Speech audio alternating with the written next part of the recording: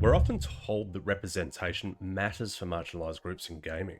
The supposed need for this has been so prevalent in recent titles these days that protagonists and important NPCs are being put into settings where they don't historically or ideologically belong. But let's be honest here, is there really a need for playable and important characters to look a certain way for players to feel immersed in the game that they're playing? Now, if you play Zenless Zone Zero or Granblue Fantasy Relink, you do not need to answer this question because we already know the answer to that one. Representation in gaming has become one of the most polarizing debates in the entire industry. We hear it everywhere. Players want to see themselves in the games that they play, and developers need to do better when it comes to diversity. But here's the truth. Most players, we don't care about representation. What they care about is whether a game is fun, immersive, and tells a compelling story. I want you to think about your favourite games. Does it really matter who the protagonist is or what they look like? Nobody complained about Kratos being a vengeful Spartan warrior when God of War became a global phenomenon. And nobody rejected The Witcher because Geralt didn't reflect their ethnicity or beliefs. These characters work because their stories, their actions, and the worlds they inhabit are so well crafted that you simply don't need to see yourself in them to enjoy them. The issue isn't just about character design though. It's about how the industry markets representation as a feature rather than focusing on the core elements of what makes a game great to begin with. Many developers seem to think that they can sell games by touting inclusivity alone, ignoring the need for engaging gameplay, compelling narratives, or well-designed mechanics. And in many cases, it's backfiring. Players are starting to notice when representation feels overly forced, or when it comes at the expense of the game's quality.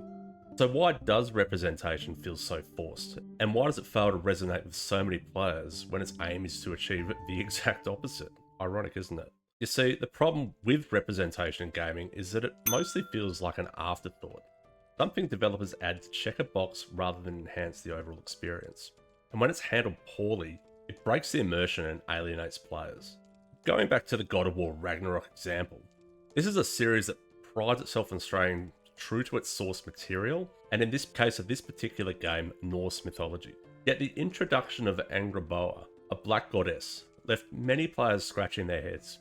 It didn't feel like an organic part of the world, it felt completely out of place altogether. Norse mythology has a specific cultural and historical context, and when you deviate from it too drastically, you risk shattering the world that you've built for players. Now, to be clear, this isn't about the idea of reinterpreting mythology. God of War is a series that has always taken creative liberties with its source material, but there is a fine line between creative representation and choices that just feel completely out of place. Establishes transgender identity. Should I do it? I mean, every single option makes me transgender. When a character doesn't fit the established tone or aesthetic of the world, pulls players out of the experience. And for a game like Ragnarok, where immersion feels like it's everything, that is a serious problem. And then everyone's favourite example, of course, Dragon Age the Veilguard. So, I'm non-binary. This once beloved franchise became a prime example of how to alienate your core audience. Fans of the Dragon Age fell in love with the rich lore and deep world building of the previous games. But as we know in the Veilguard, the focus shifted massively onto modern progressive themes. Ah, shit. They're still holding it, sorry. The dialogue became less about the characters and the world and more about promoting the message. And the result?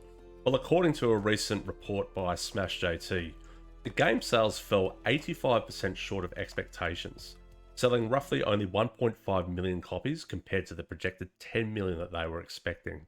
Dragon Age the Veilguard's game director, Corinne Bush, has announced that they're leaving the studio, and Electronic Arts is shutting down BioWare Edmonton, which is where the team is based that worked on it.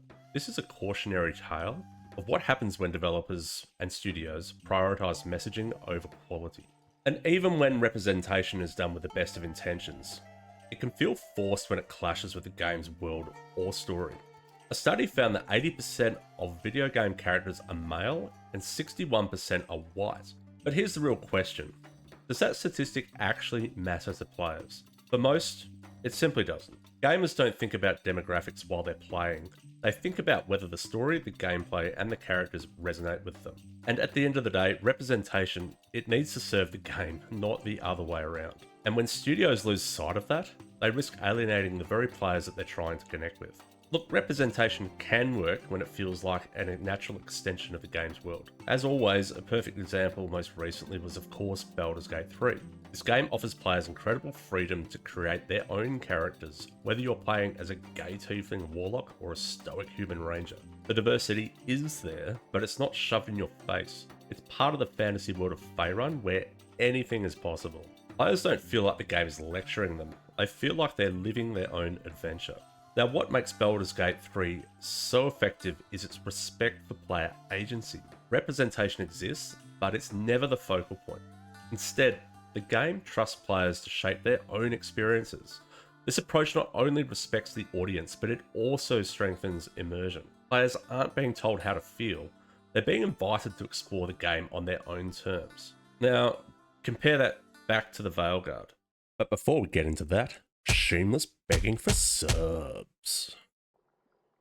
Please, sir. I want some more. Now back to the video. While Baldur's Gate 3 trusted players to shape their own stories, Veilguard tried to deliver a message and the players clearly rejected it. The difference is simple. Baldur's Gate 3 respected its audience by focusing on storytelling, gameplay, and immersion, while Veilguard alienated its own audience by prioritizing political messaging and ideology over quality storytelling. And across the gaming industry, we've seen representation being used simply as a marketing tool, rather than being a meaningful addition to the game. Studios announce characters with press releases and social media campaigns, as if diversity alone will make the game worth playing. But when representation feels like a checklist item rather than a natural part of the game, it obviously fails to connect with the players who are interested in playing it. And when that happens, it's the game itself that suffers. When we play games, we experience the world through the eyes of the main protagonist, with input from the supporting cast of characters. The world, narrative, and gameplay are all filtered through their perspective, and that is what makes a game immersive. But when representation itself becomes the focus of character design, that utterly vital aspect is lost. Just think of how many people enjoyed playing as CJ in GTA San Andreas. Oh shit, here we go again. For players who lived a similar lifestyle, they could of course relate to the struggles, choices, and culture that shaped CJ's world. And for those that didn't, it was a small window into a life they might never experience.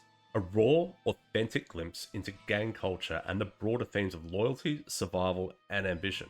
It worked because the characters, settings, dialogue, and themes all work together in harmony to tell a cohesive story. And despite the game obviously depicting black gangs and their culture, so many people from all corners of the world played this game as it was massively popular, and nobody seemed to have a problem playing as CJ, did they? They loved it. But just for a second, imagine transplanting CJ with all this dialogue and personality into the Mafia franchise. It wouldn't just feel out of place, it would ruin the storytelling and world building of that game. Mafia is a series rooted in a different kind of narrative, one that revolves around organised crime in early 20th century America, steeped in similar themes of honour, but also tradition and betrayal. Thematically, CJ's character doesn't belong there, and forcing him into that world would completely shatter the immersion that the developers worked so hard to create. But if you really want a real world example, as a father of a 7-year-old myself, a little girl, she, like all other little girls, are obsessed with Elsa. Now my daughter is not blue-eyed and blonde,